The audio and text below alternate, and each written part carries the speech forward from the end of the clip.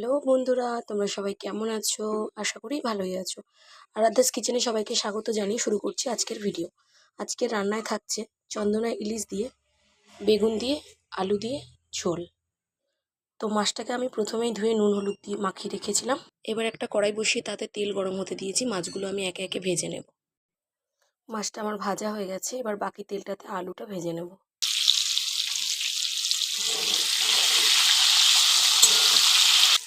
এদিকে আলুটা ভাজা হতে হতে ওদিকে আমি একটা মশলা বানিয়ে নেব।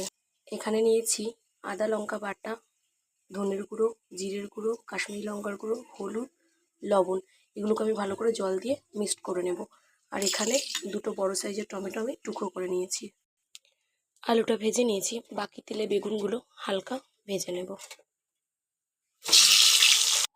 তো আলু আর বেগুন ভেজে নিয়েছি। কড়াইতে তেল কমে গেছিলো, তাই একটু তেল দিয়ে দিলাম। এবার ফোড়নে দেবো কালো জিরে। কালো জিরেটা দেওয়ার পরে দিয়ে দেবো টমেটো কুচিটা। টমেটোটা একটু সময় নিয়ে ভাজবো, যতক্ষণ না ওটা সিদ্ধ হয়ে যাচ্ছে ভালো করে। টমেটোটা যাতে তাড়াতাড়ি গলে যায় তার জন্য সামান্য লবণ দেবো। দেখো বন্ধুরা, টমেটোটা ভালো করে গলে গেছে। এবার বানিয়ে রাখা মশলাটা আমি এই টমেটোর মধ্যে দিয়ে দেবো। মশলাটাকে ভালো করে কষিয়ে নেব। আর এর মধ্যে দিয়ে দেবো সামান্য গোলমরিচ গুঁড়ো।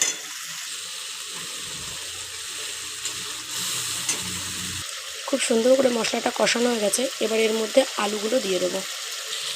আলুটাকে দেওয়ার পরেও আরও কিছুক্ষণ কষিয়ে নেব। বেগুনটা আমি একটু পরে দেবো, নাহলে বেগুনটা গলে যাবে।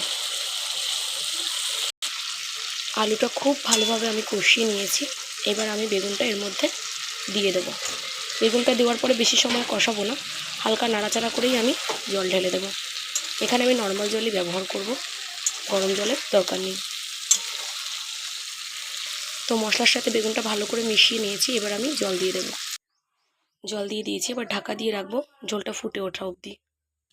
তো ঝোল ফুটে উঠেছে, আলুগুলোও সিদ্ধ হয়ে গেছে। এবার আমি একে একে মাছগুলো ঝোলের মধ্যে দিয়ে দেবো।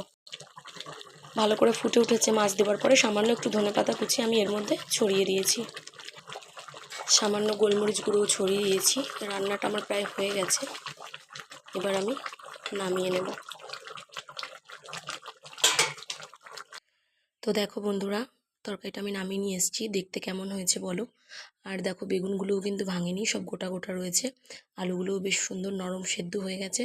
আর খেতে কিন্তু ঝোলটা অসাধারণ টেস্ট হয়। একবার হলেও বানিয়ে খেয়ে দেখবে সবাই। আর যদি ভিডিওটি ভালো লেগে থাকে লাইক কমেন্ট শেয়ার করতে ভুলবে না। চ্যানেলটি অবশ্যই সাবস্ক্রাইব করবে।